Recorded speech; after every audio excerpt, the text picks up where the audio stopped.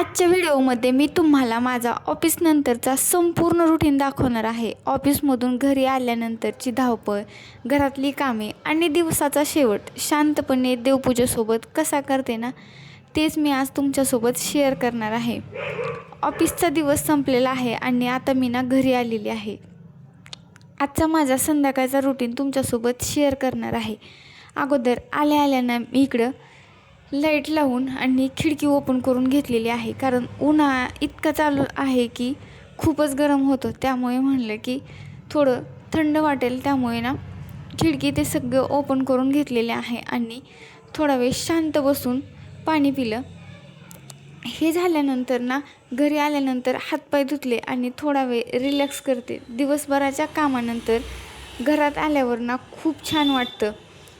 एक कप चहा घेतला आणि पूर्ण थकवा निघून जातो. त्यानंतर घरी आल्यावर अगोदर थोडा वेळ रिलॅक्स झाले. फ्रेश होऊन नंतर थोडा टाईम होता, त्यामुळे घरी कॉल केला आणि त्यांच्यासोबत गप्पा मारत बसले. हा माझ्या दिवसातला आवडता वेळ असतो. त्यानंतर मला घरातली क्लिनिंगची जी कामे आहेत तीच करायची होती. अगोदर तर इकडे सकाळीच मशीन लावलेली होती, त्यामुळे हे कपडे पण सुकले होते आणि म्हणून मग इकडे घड्या घालून घेतल्या आणि नंतर लक्षात आलं की याला प्रेस पण करायचं होतं. पण म्हणलं जाऊ दे, आता ज्यावेळेस जो ड्रेस लागेल तेव्हाच करून ठेवूत. पण सहसा मी तसं करत नाही. ज्या दिवशी कपडे धुतले त्या दिवशी जे 2-3 ड्रेस असतील तेच लगेच प्रेस करून ठेवते. पण आज कंटाळा आलेला होता, त्यामुळे म्हणलं की जाऊ दे, जेव्हा लागेल तेव्हा आपण प्रेस करून घेऊ.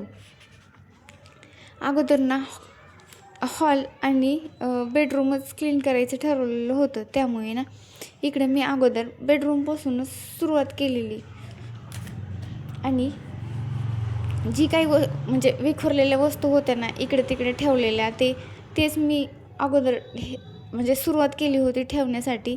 आणि हे जे आहे म्हणजे सोफ्यावर किती वेळ जरी ठेवलं तरी ते सोफ्याचं कवर निघून जातं आणि ते इकडे तिकडे झाल्यासारखं वाटतं. त्यामुळे तेच अगोदर स्वच्छ करून घेतलं. पण ते करत करत इतकं गरम होतं, त्यामुळे थोडा वेळ खिडकीसमोर उभारले. कारण हा टाईम मला खूप आवडतो, कारण खिडकीसमोर उभं राहून निवांत बाहेरचं पाहत उभारणं मला खरंच खूप छान वाटतं.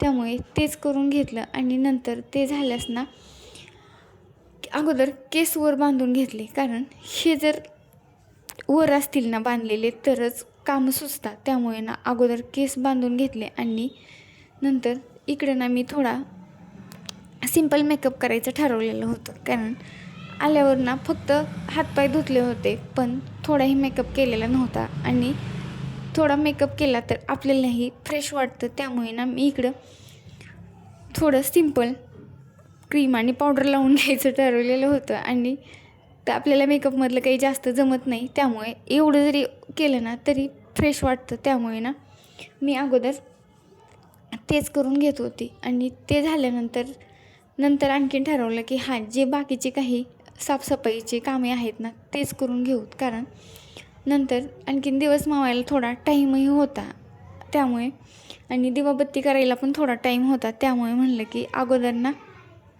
इकडे रूम ते आवरून घेऊ. मी थोडं सामान व्यवस्थित ठेवलं होतं, पण रूम म्हणजे पुसून घेतलेली नव्हती, त्यामुळे तेच करायचं ठरवलेलं होतं. आता फ्रेश झाली होती, चहाही घेतला होता, त्यामुळे थोडी जास्तीचीच एनर्जी आलेली होती. त्यामुळे म्हणलं की आता जे काही बाकीचे कामे आहेत तेच आवरून घेऊत. कारण जेव्हा नंतर दिवाबत्ती करायची असेल तर घर पूर्ण स्वच्छ असेल तर आणखीनच छान वाटेल आणि प्रसन्नही वाटेल. म्हणून मी इकडे अगोदर रूम पुसून घ्यायचं आणि बाकीच्या जे वस्तू इकडे तिकडे पडलेल्या होत्या तेच ठेवायला सुरुवात केलेली होती.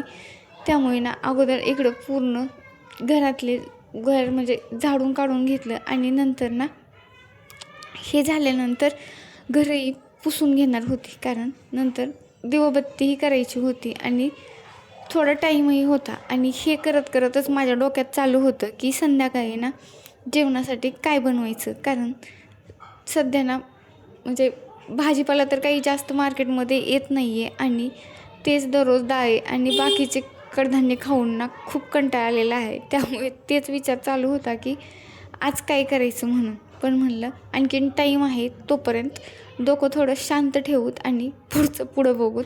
त्यामुळे ते काम म्हणजे डोक्यातले विचार काढून टाकले आणि इकडे रूम आवरून घ्यायला सुरुवात केलेली होती. आणि इकडे ना मी अगोदर म्हणजे मी फ्रेश झाली आणि नंतर ना पूजेची तयारी करायला सुरुवात केलेली होती.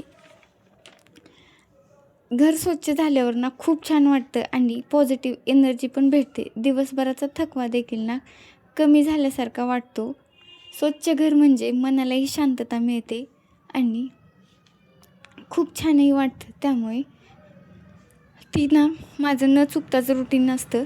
आणि हे झाल्यानंतर ना इकडे दिवाबत्ती करायला सुरुवात केलेली होती. अगोदर ना दिव्यामध्ये तेल टाकून घेतलं, वाती लावून घेतल्या आणि संध्याकाळ होताच ना देवापुढे दिवा लावला. दिव्याचा प्रकाश ना पूर्ण घरात प्रसन्नता आणि सकारात्मक ऊर्जा निर्माण करतो. त्यानंतर धूप आणि अगरबत्ती लावून देवाची ना मनोभावी पूजा केली. घरभर दरवळणारा धूपचा सुगंध आणि दिव्याचा प्रकाश मनालाही खूप शांतता देतो. तर तुम्हाला ना माझा हा ब्लॉग कसा वाटला ते नक्की कमेंट करून सांगा आणि आवडल्यास शेअर करा.